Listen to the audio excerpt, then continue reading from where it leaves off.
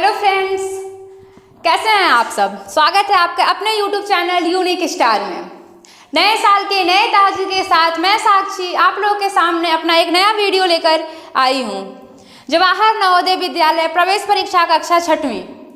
इस वीडियो में मैं आपको बताने वाली हूं कि जवाहर नवोदय विद्यालय प्रवेश परीक्षा कक्षा 6वीं में मानसिक योग्यता परीक्षण के कितने और किस प्रकार के प्रश्न पूछे जाते हैं। इस वीडियो को ध्यान से देखिएगा, क्योंकि ये नहीं तो कुछ नहीं। तो आइए हम बात करते हैं मानसिक योग्यता। तो मैं आपको सबसे पहले बता दूं कि इस परीक्षा में पूरे मानसिक योग्यता के 40 प्रश्न पूछे जाते हैं 50 अंकों का। प्रत्येक प्रश्न के लिए 1.25 अंक निर्धारित किए जाते हैं। मानसिक योग्यता में पूरे 10 प्रकार के प्रश्न पूछे जाते हैं। आइए हम टॉपिक वाइज समझें कि किस प्रकार ये 10 प्रश्न हमसे पूछे जाते हैं। तो पहला टॉपिक होता है भिन्न आकृति परीक्षण। इसमें 4 प्रश्न हमसे पूछे जाते हैं 5 अंकों का। हमारा दूसरा टॉपिक होता है सामान्य आकृति परीक्षण। इसमें भी हमसे 4 प्रश्न पूछे जाते हैं 5 अंकों का। तीसरा टॉपिक होता है आकृति पूर्ति परीक्षण। एक बार मैं फिर से रिपीट कर देती हूँ, आकृति पूर्ति परीक्षण। इसमें भी 4 प्रश्न पूछे जाते हैं 5 अंकों का। हमारा चौथा टॉपिक होता है श्रृंखला। श्रृंखला में भी हमसे 4 प्रश्न पूछे जाते हैं 5 अंकों का। हमारा 5वां टॉपिक होता है सादृश्यता। मैं फिर से रिपीट कर देती हूँ, सादृश्यता। इसमें भी 4 प्रश्न पूछे जाते हैं 5 अंकों का। हमारा 6वां टॉपिक होता है ज्यामिति आकृति पूर्ति परीक्षण। मैं एक बार फिर से रिपीट कर देती हूँ, ज्यामिति आकृति पूर्ति परीक्षण। इसमें भी हमसे 4 प्रश्न पूछे जाते हैं 5 अंकों का। हमारा 7वां टॉपिक होता है दर्पण प्रतिबिंब। इसमें भी 4 प्रश्न पूछे जाते हैं 5 अंकों का। हमारा 8वां टॉपिक होता है कागज को मोड़ना तथा काटना। एक बार फिर से रिपीट कर दे रही हूँ, कागज को मोड़ना तथा काटना। इसमें भी 4 प्रश्न पूछे जाते हैं 5 अंकों का। अक्सर विद्यार्थी यहीं पे घबरा जाते हैं, उनको लगता है कि ये टॉपिक बहुत ही हार्ड होता है, लेकिन ऐसा कुछ नहीं है। हमारा 9वां टॉपिक होता है आकृति निर्माण परीक्षण। एक बार फिर से रिपीट कर देती हूँ, आकृति निर्माण परीक्षण। इसमें भी हमसे 4 प्रश्न पूछे जाते हैं 5 अंकों का। हमारा 10वां टॉपिक होता है छिपी हुई आकृतियों को पहचानना। एक बार फिर से, छिपी हुई आकृतियों को पहचानना। इसमें भी हमसे 4 प्रश्न पूछे जाते हैं 5 अंकों का। तो आज के इस वीडियो में एक एक करके मैं सभी टॉपिक को क्लियर कराऊंगी। आज के इस वीडियो में मैं सबसे पहले भिन्न आकृति परीक्षण के बारे में हम चर्चा करेंगे। भिन्न आकृति परीक्षण। आइए दोस्तों, अब हम मेंटल एबिलिटी के चैप्टर नंबर 1 पर चलते हैं, भिन्न आकृति परीक्षण। सबसे पहले मैं आपको बता दूं कि यहाँ पे आपको मैं जो भी बताती हूँ, यहाँ पे जो भी आप सीखते हैं उसका आप एक नोट बनाइए। नोट्स बनाने से क्या फ़ायदा होता है कि अगर हम कुछ भूलते भी हैं तो उसे एक बार पलट कर देख लेते हैं तो हमें सब कुछ याद हो जाता है। तो आइए अब हम अपने टॉपिक पर चलते हैं। भिन्न आकृति परीक्षण। भिन्न आकृति परीक्षण में 4 आकृतियाँ दी गई होती हैं, जिसमें से कोई 3 आकृति आपस में मेल खाती हैं, उनके गुण या लक्षण समान होते हैं, और जो एक आकृति बचती है वो असमान होती है या भिन्न होती है।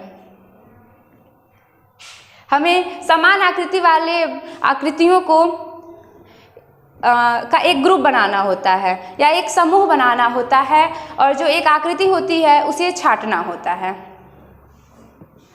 इस परीक्षण से विद्यार्थियों को यह जानने में या उनकी यह शक्ति बढ़ती है कि कैसे जो 3 आकृतियाँ होती हैं वो आपस में समान होती हैं, और जो चौथी आकृति है वो कैसे उन 3 आकृतियों से भिन्न है। तो हम इसका उदाहरण देकर आपको समझाएंगे। उदाहरण के लिए हम प्रश्न संख्या 1 पर चलते हैं। देखिए, हमें यहाँ पे आकृति ए, आकृति बी, आकृति सी और आकृति डी दिया गया है। हमें ये 4 आकृतियाँ दी गई हैं। इसमें से हमें देखना है कि कौन सी 3 आकृति समान है और कौन एक आकृति है जो कि भिन्न है। तो आइए हम अपने क्वेश्चन पे चलते हैं। तो आकृति ए, बी, सी और आकृति डी।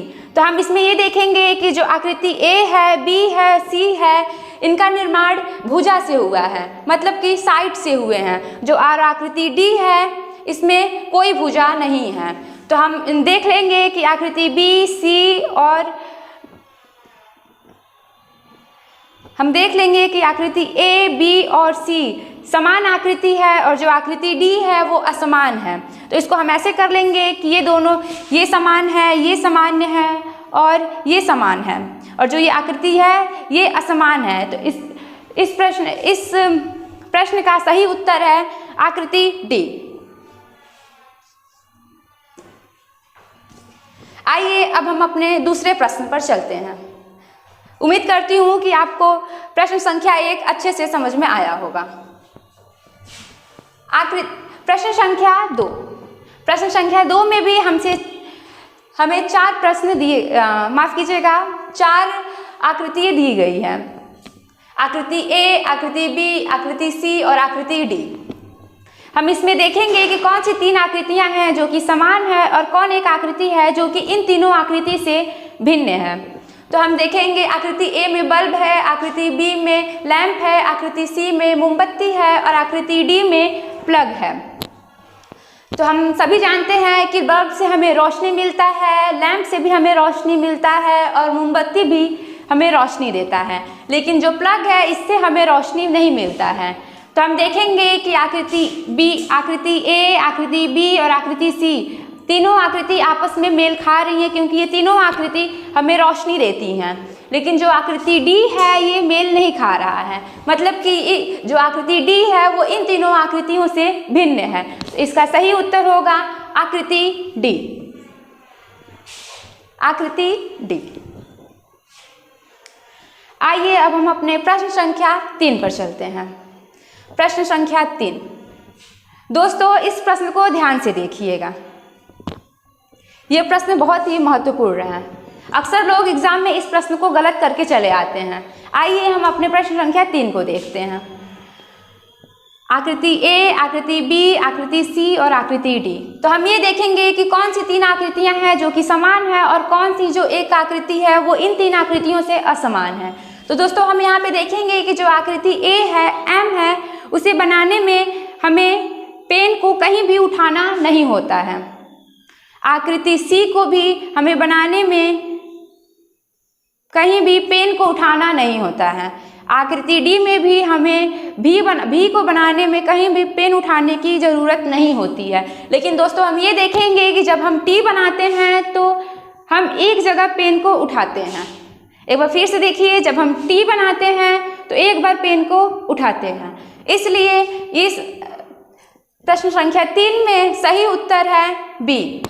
आकृति माफ कीजिएगा, आकृति ए, आकृति सी, आकृति डी, ये तीनों आकृति आपस में समान है, लेकिन जो आकृति बी है वो समान नहीं है, क्योंकि ये आकृति टी को बनाने में हमें एक बार पेन को उठाना पड़ता है और इन तीनों आकृतियों को बनाने में हमें एक भी बार पेन उठाने की कोई आवश्यकता नहीं होती है। इसलिए इसका सही उत्तर है आकृति डी। आइए अब हम अपने प्रश्न संख्या 4 पर चलते हैं। प्रश्न संख्या 4 में हम देखेंगे, इसमें भी हमसे 4 आकृतियां दी गई हैं। आकृति ए, आकृति बी, आकृति सी, आकृति डी। तो इसमें हम ध्यान देंगे। देखिए ये भी सब में समान बनाया गया है, जो ये चीज़ बनाया गया है इसमें, लेकिन हम देखेंगे ये ट्रायंगल है, सब में समान है, सब में समान है, चारों आकृतियों में समान है। लेकिन जब हम फिर यहीं पे देखेंगे तो यहाँ पे ये सर्कल बनाया गया है, यहाँ पर भी सर्कल बनाया गया है, यहाँ पर भी सर्कल बनाया गया है। लेकिन हम देखेंगे हमारे आकृति सी में यहाँ पर ट्रायंगल बनाया गया है। एक बार फिर से देखिए, यहाँ पे भी सर्कल बनाया गया है, यहाँ पर भी सर्कल बनाया गया है, यहाँ पर भी सर्कल बनाया गया है। लेकिन जो आकृति सी है यहाँ पर ट्रायंगल बनाया गया है। तो आकृति ए, आकृति बी और आकृति डी आपस में मेल खा रही हैं। ये आकृति आपस में समान है, लेकिन जो आकृति सी है ये इन तीनों आकृतियों से भिन्न है।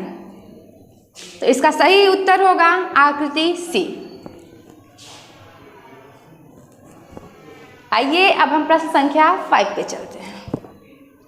इसमें भी आकृति ए, आकृति बी, आकृति सी और आकृति डी हमें दी गई हैं। इसमें हम देखेंगे कौन सी आकृति भिन्न है।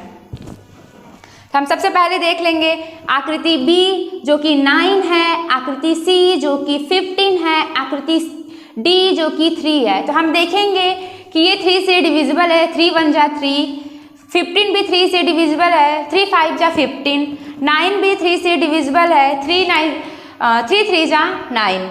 लेकिन हम देखेंगे जो आकृति ए में दिया गया है 17 मतलब 17, जो ये 17 है वो 3 से डिविजिबल नहीं है, इसलिए इसका उत्तर होगा आकृति ए। एक बार फिर से देख लीजिए, आकृति बी में 9 है, आकृति सी में 15 है और आकृति डी में 3 है। ये तीनों आकृतियां 3 से डिविजिबल हैं, ये तीनों आकृतियां 3 से डिविजिबल है, लेकिन जो आकृति ए है जो कि 17 है वो 3 से डिविजिबल नहीं है, इसलिए इसका सही उत्तर होगा आकृति ए। एक बार आप फिर से देख लीजिए। उम्मीद करती हूँ कि मैंने जितने भी एग्जाम्पल आपके सामने रखे हैं वो सारे आपको समझ में आए होंगे। धन्यवाद।